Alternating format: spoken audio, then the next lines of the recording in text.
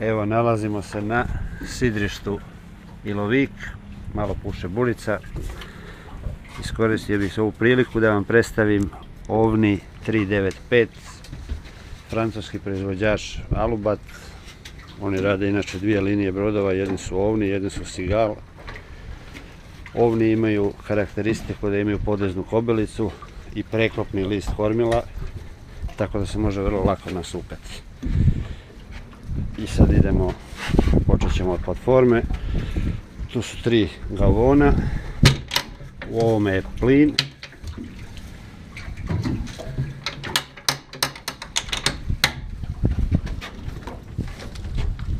A ovaj je slobodan i ovaj je slobodan, tako da tu dosta toga stane.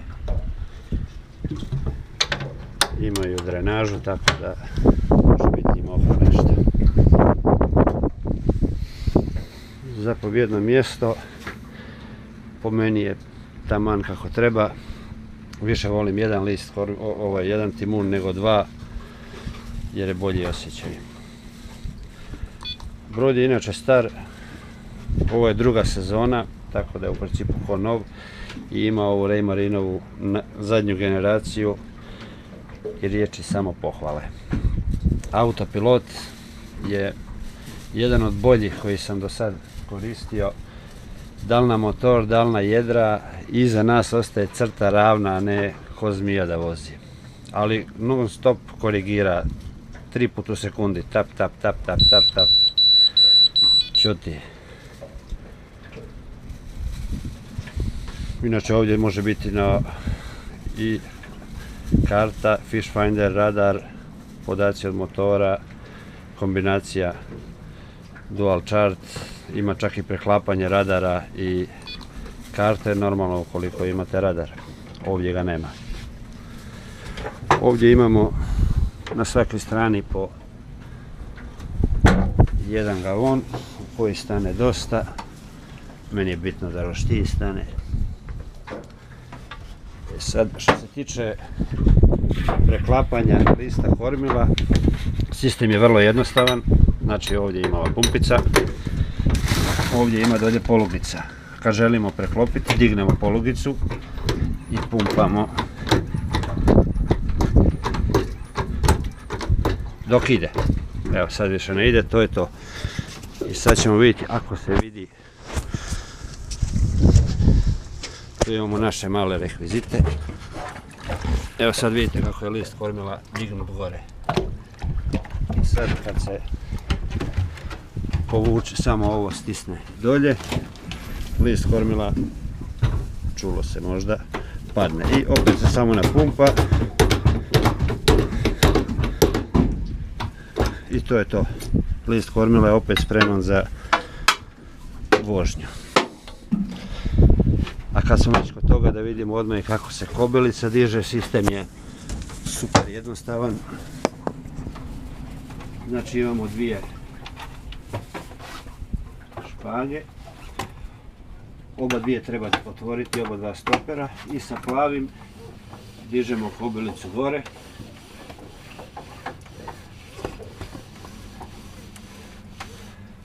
I kad je dižemo, kad smo završili ovo, i nategnemo, ovaj crveni u bijeli uvijek blokira, znači on nije za dizanje, on je za blokadu. I kad se spuštamo, otvori se jedan, otvori se drugi i samo pustimo da padne.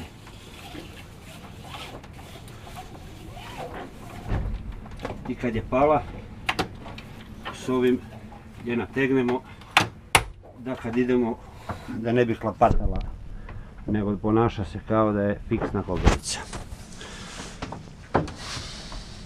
U početku mi je ovaj sistem se nije baš previše sviđao tikovine, ali mogu reći da je puno bolje nego ljepljena tikovina. Kao prvo, puno brže se suši kad se smoči, jer cirkulira zrak, a kao drugo, lagano tu s vodom prolijete, to klizne tu dolje i sve izađe vani, operete ovo ispod, a tikovina ostaje suha. Ima sa svake strane po 3 ova spremišta. Ovdje je zanimljivo da je ova cijev, tu je gore ako se vidi šuplja, i to je ventilacija iz krmenih kabina. Jedna ima tu, jedna cijev ima tamo. Sve su inače u principu potrebne 2 osobe za jedriti, jer su ovdje i komande glavne škote i travelera, što meni baš se ne sviđa previše. Ja bi rađe stavio još jedan par vinčeva i barem glavnu škotu, ako ne i traveler, sproveo si do kormila. Ali dobro, to je stvar ukusa. Možemo ići prema pramcu malo.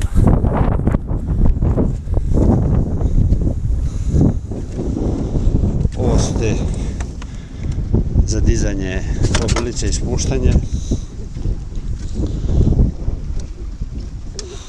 Ovdje imamo klasičan jedan sidreni gavon sa vinčom, označeno uredno, to je rijetkost na čarter brodovima. I ovdje imamo sad jedan malo veći gavon gdje možemo staviti dosta toga. Tu su i komande za vinč daljinske. Inače ovo je vodonepropusno i ovaj, tako da u slučaju nekog udarca i probijanja oplate voda neće ići dalje.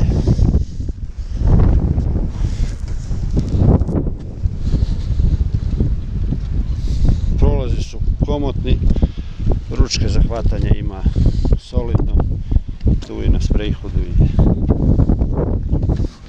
sad bi možda mogli malo unutra.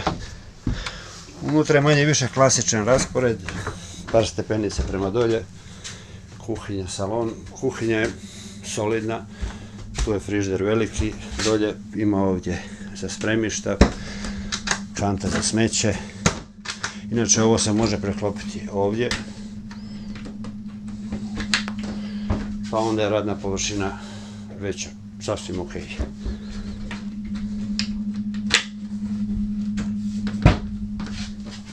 Sad tu ima tih džinđi minđi za suđe, ovo ono, ovdje za boce. Dobro je što ima pumpu morskom vodom, a inače može se preklopiti i da na toj pumpi bude i fresh water i sea water. Znači, mada ne znam šta štedimo, jedino pumpu štedimo ako pumpamo slatku vodu. Ovdje ispod su isto spremišta, može se pristupiti i s ove strane i odozgo isto tako i ovdje. Stol kad se rasklopi je super velik, ovdje i onaj tamo, čak je možda i prevelik jer dok hvatiš sa sredine non stop se protežeš. Ovdje je klasika isto spremište. Inače ovdje se može vidjeti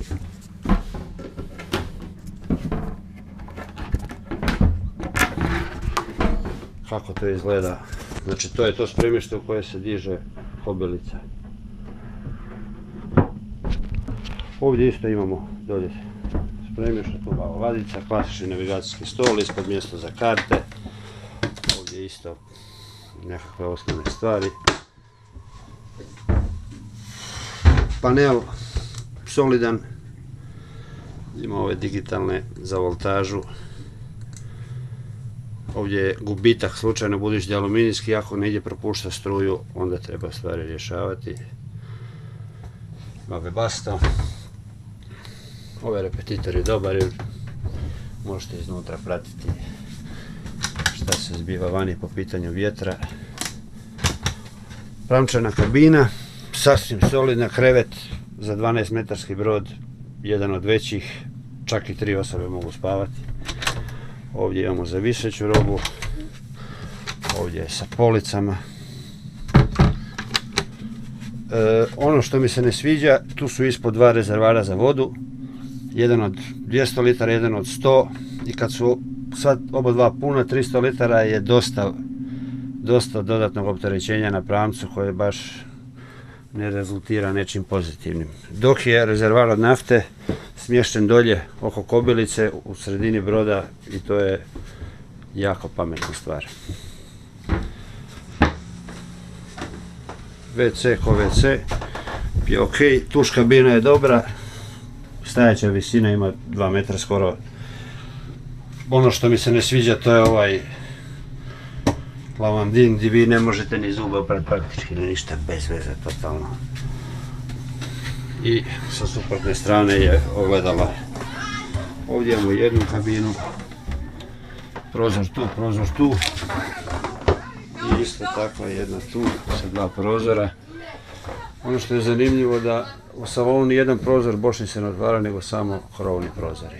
Ali dobro, ima ih 4, pa onda dosta se brzo ventilira. I u principu to bi bilo to.